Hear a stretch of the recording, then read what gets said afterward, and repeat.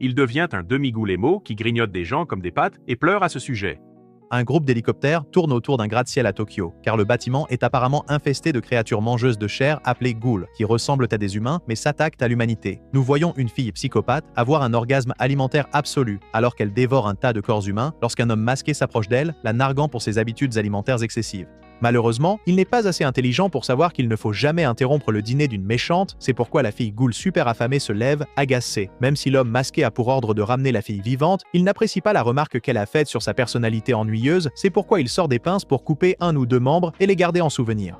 Parce qu'à part ça, il n'approche pas d'un joli bras ou d'une jambe avec sa personnalité autoritaire. Mais la fille n'est pas venue ici pour jouer, elle lui arrache les pinces et disparaît en un clin d'œil comme Batman, jetant les pinces du toit du gratte-ciel parce qu'elle ne veut pas être contaminée par le contact de ce perdant. Le lendemain matin, un étudiant timide et rat de bibliothèque appelé Ken Kaneki est assis dans un café avec son meilleur ami, Hideyoshi, tandis que les nouvelles d'un ghoul non identifié, littéralement mangeuse d'hommes et dévorant des tonnes d'hommes, passent en arrière-plan. Ne prêtant pas attention au monde dangereux dehors, les garçons discutent des idées pour le Kaneki de premier rendez-vous, qui semblent tous trop moyens et basiques pour Hideyoshi. Même si Kaneki ne révèle pas encore qui est son rendez-vous, Hideyoshi s'excite à la vue de la mignonne serveuse du café, Tuka, et lui demande directement si elle est célibataire. Ce gars a l'audace d'un playboy sur Bumble. Alors que Tuka s'enfuit maladroitement et que Kaneki est embarrassé, une magnifique fille aux cheveux violets et portant des lunettes entre dans le café, qui est censée avoir un rendez-vous avec Kaneki plus tard, même si elle est bien au-dessus de son niveau. Grimaçant devant Kaneki qui s'extasie sur la file de loin, Hideyoshi paie son addition et part après avoir dit au revoir à Tuka qui honnêtement ne se soucie pas de lui. Enfin seul, Kaneki sort son livre préféré et jette un coup d'œil à son béguin, Rise, surpris de voir qu'elle est aussi fan de son auteur préféré, ce qui le convainc qu'ils sont faits l'un pour l'autre. Seulement si trouver l'amour était aussi facile. Néanmoins, il décide de l'emmener dans un steakhouse, après quoi ils peuvent aller dans une librairie et être leur nerd ensemble. Ils se lient au steakhouse, ce qui signifie essentiellement que Kaneki a pu voir ce qu'il y avait sous son chemisier.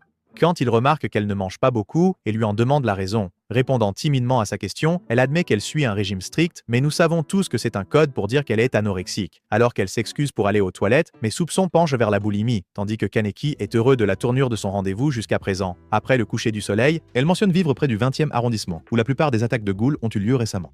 Voyant qu'elle est une demoiselle en détresse qui a besoin d'être secourue, Kaneki essaie de la séduire avec sa chevalerie et propose de la raccompagner chez elle. En chemin, Kaneki parle de tout, de son meilleur ami Hideyoshi à son amour pour les livres, d'être un fils responsable d'une mère célibataire, tandis que Tuka les aperçoit, lui et Raiz, se dirigeant vers une ruelle sombre. Une fois seul, Kaneki lui propose un deuxième rendez-vous et Raiz ne semble plus si timide maintenant qu'elle se rapproche de lui, enfouissant sa tête dans sa poitrine, puis s'approchant de son oreille pour lui avouer ses sentiments. Au lieu de se sentir comme un homme sur le point de conclure, Kaneki a l'impression qu'il a besoin de s'allonger quelque part, parce que Rise s'est transformée en la ghoul dévoreuse que nous avons vue plus tôt, et arrache un morceau de son épaule à la manière de Damer. Alors que les yeux de Kaneki s'écarquillent d'horreur, Rise commence à se sentir encore plus audacieuse en révélant